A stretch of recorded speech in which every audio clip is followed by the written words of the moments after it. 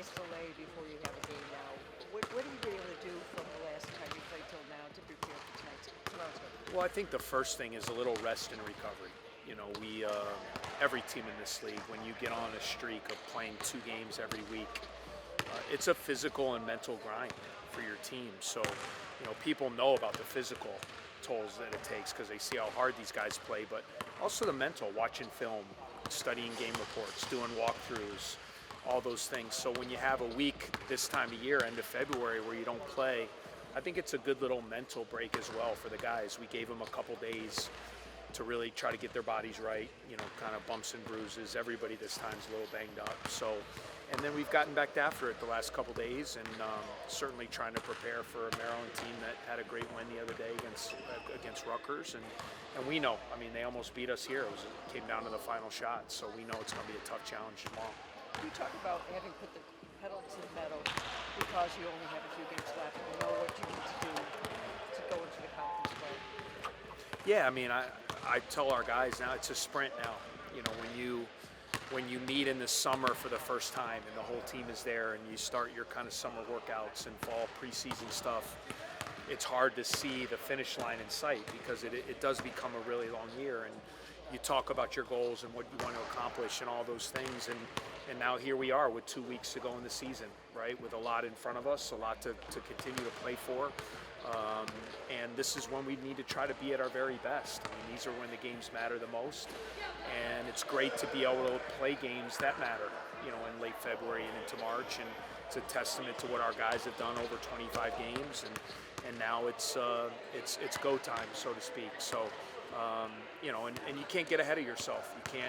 You have to be kind of single-minded and not. We're finally to the point of season where football's the talk is now basketball and March Madness.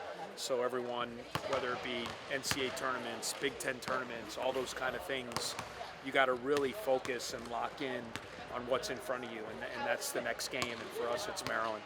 But as a coach, do you look at the standings to make sure you guys are above that line to get a bye in the first round? Well, I think it's a goal for us for sure. I mean, with still 2 weeks remaining and everybody having 3 to 4 games, and as jumbled as the standings are, it's hard to really lock in on that right now because there's so many teams within 1-2 games of each other, and that's why you just have to focus on the next game.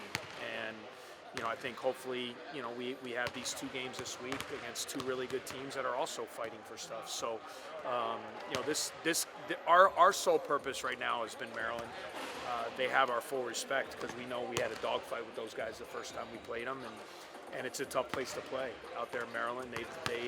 And they're coming off a great win. So I think it's still a little too early to be doing that because we still have a lot of ball in front of us.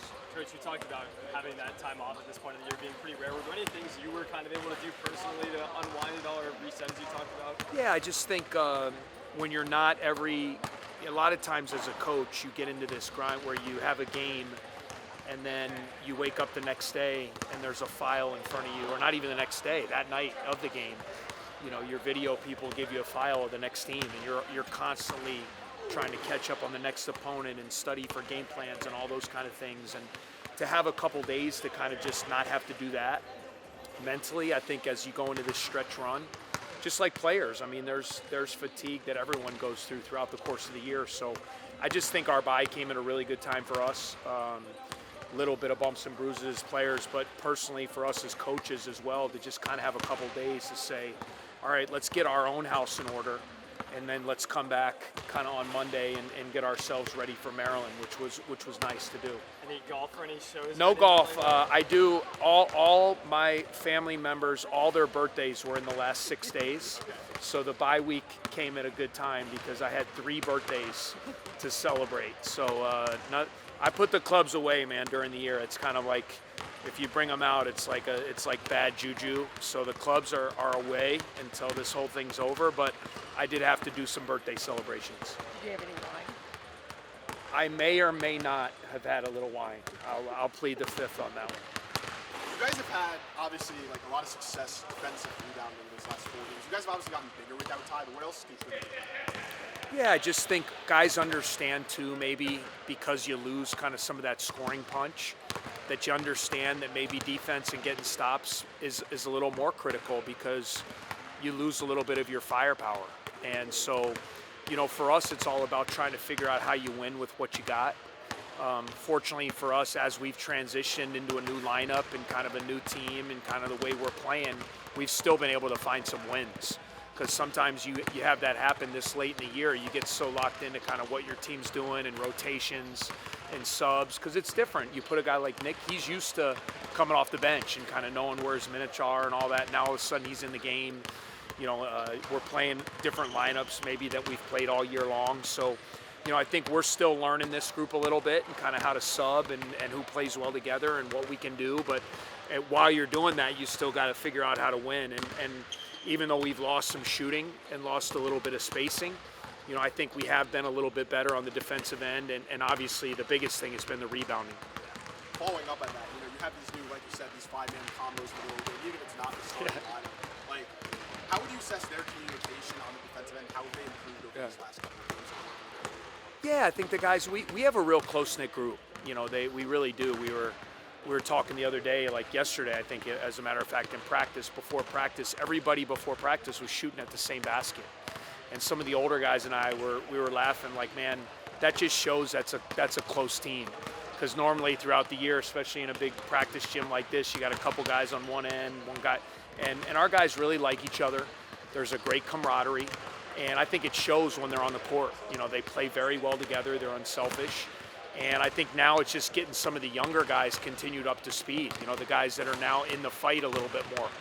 Justin Mullins, Blake Smith, Jordan Clayton. Those three guys with Ty being out are kind of the ones that are out there more. You talked about those three guys. Would you say the rotation then is kind of a game-by-game feel? Yeah. I mean, we want all those guys to be ready. As we get ready for games, they're all getting reps. It just so happened the other night, we felt like, I actually thought Blake Smith's defense kind of changed the complexity of the Michigan game. They were getting a little tired, but a big part of it was his ability to kind of extend the floor and come up and pressure the ball. Because we can't ask Boo to do that. I mean, he's got so much on his plate.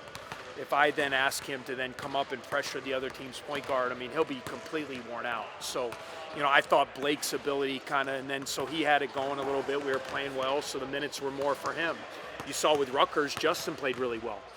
We kind of rode him a little bit more on that night, and then, Jordan has to be ready as well. I mean, so, it's all hands on deck this kind of time of year, and I want all those guys to feel confident that we have the confidence in them that they can come in and help us win.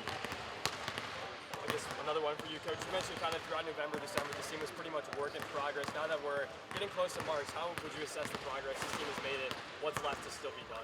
Yeah, I mean, I think we were really in a pretty good groove, in terms of what, and then you deal with injury a little bit, right? And you get hit a haymaker with Ty's injury, and we've kind of had to redefine. I mean, obviously we still have Boo, and he's a focal point of what we're doing, but we've had to tinker a little bit with how we've played with a different lineup, not having Ty out there with that group. So, I think we were in a really good groove, and then we kind of got hit with that injury, and I think now we're kind of understanding the group we have now, and I feel like we've gotten a little bit better with each game. I mean, if you look at that stretch, I mean, overall we've played well, because you forget the Rutgers game that we lost, we didn't have Ryan either.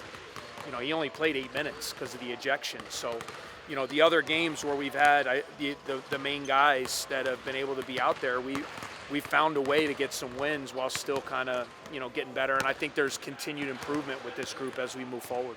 Talking about Maryland a little bit, obviously Jameer, really good game the first game. What does he offer in the pick and roll that makes him so dangerous that you guys are trying to adjust and do better this time? Yeah, I thought he did a great job. They really kind of spread our defense out, and we didn't do a great job of kind of getting him into help and making him. I mean, he's such a dynamic guard, and the thing you can't do is he's such a great free throw shooter. I think he had 11 or 12 free throws, and he's one of the top free throw shooters in the country. And we were able to let him get downhill over and over to his strong hand, to his left.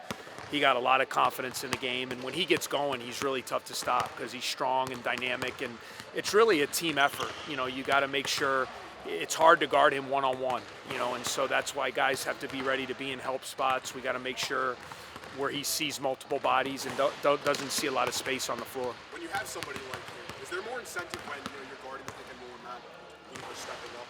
Is there more incentive for guys like Brian to kind of help the shooters to close off Jameer? Yeah, you got to be smart. I mean, that's kind of where scouting comes in, right? Like, where are there other guys? What kind of actions are they running?